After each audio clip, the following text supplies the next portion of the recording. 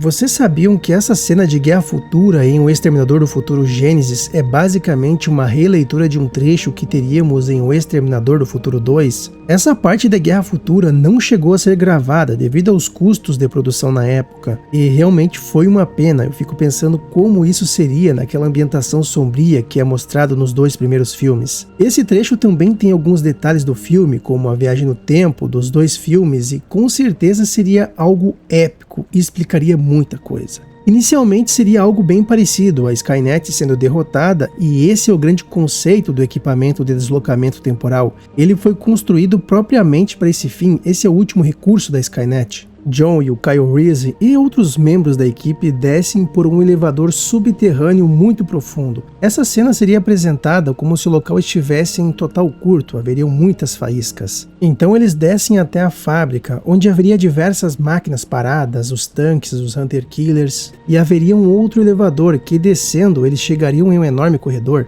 e haveria uma câmera gigantesca, onde ao centro estaria o equipamento de deslocamento temporal. Nessa cena seria presenciado a máquina em funcionamento no estágio onde o exterminador é enviado para o passado. De longe já eles poderiam ver o primeiro exterminador sumindo diante dos olhos deles. Essa parte teria uma leve diferença do Gênesis. Aqui o equipamento de deslocamento temporal é apresentado como 3 anéis suspensos que iriam girar em sentido reverso. Kyle Reese fica ao centro dos anéis e eles giram em uma alta velocidade. Eles perceberam que essa máquina tem o formato de um átomo humano. Após estar em rotações em alta velocidade, Reese some e é enviado para o passado para interceptar o exterminador. Essa cena mostraria como realmente funcionava a viagem no tempo e como Reese foi para o passado. Esse é um detalhe bem importante, porque no primeiro filme a gente entende a história da perspectiva do Kyle Reese, mas só que existe um ponto importante em toda essa história. John Connor. Reese só sabia o necessário, ele nem sabia que era o pai do John, e ele não sabia o que acontece depois que ele chega no passado. Ele fala que tudo foi destruído depois que ele viaja no tempo, mas tem um porém, o local só poderia ser destruído depois de ser evacuado, e ele estava se baseando em informações que John lhe passou,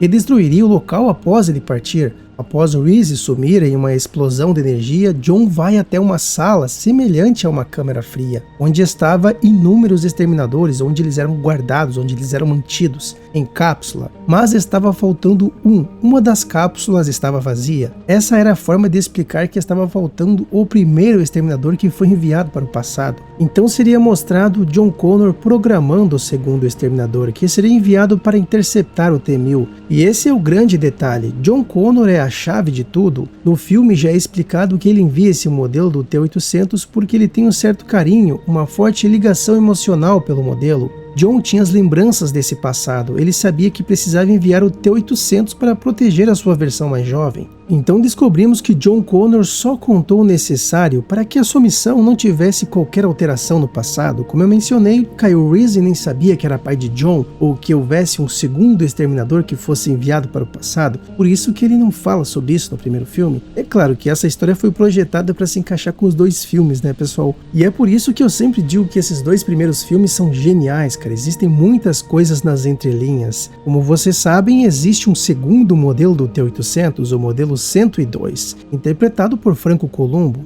Ele voltaria a aparecer nesse segundo filme. Em uma cena mostraria ele sendo atingido e ficaria danificado, mas continuaria se arrastando até a sua arma. Isso me fez pensar em algo que ficou nas entrelinhas no segundo filme. O exterminador fala que John desenvolveu um certo carinho pelo modelo do Arnold, o modelo 101. Então isso quer dizer que provavelmente mostraria outros modelos, ou talvez na Câmara Fria, onde estavam os exterminadores, haveriam vários modelos do Columbo da linha 102, ou talvez até outros exterminadores. Essa parte com certeza faria muita diferença no filme. Eu particularmente, eu achei isso genial, cara, isso ficou muito bom. Mas aí, pessoal, esse vídeo ficou bem explicado, espero que vocês tenham gostado. Agora, para finalizar o vídeo, a gente vai falar um pouco sobre o T-1000. No próprio filme mesmo já é explicado que o T-1000 é um protótipo avançado. Não teve outras unidades sendo produzidas porque ele ainda era um protótipo. Pessoal, toda vez que eu falo aqui sobre a obra original, eu sempre respeito muito, por isso que eu não menciono tipo 3 ou 4. Quando eu for falar do 4, eu vou falar falar tudo que se inclui naquele universo, sabe? Conteúdos, livros.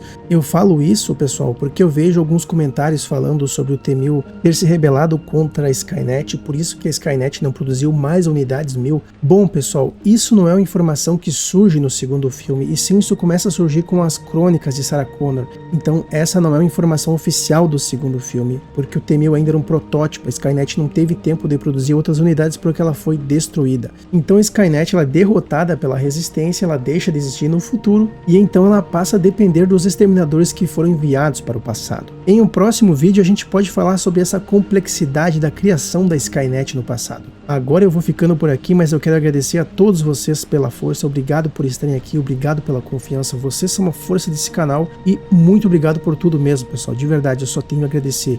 E eu peço desculpas se às vezes eu demoro para responder, nem sempre é por mal, galera, às vezes eu chego bem tarde mesmo no trabalho. Dito isso, então desejo a vocês tudo de melhor, fiquem bem, um grande abraço e até o próximo vídeo, pessoal.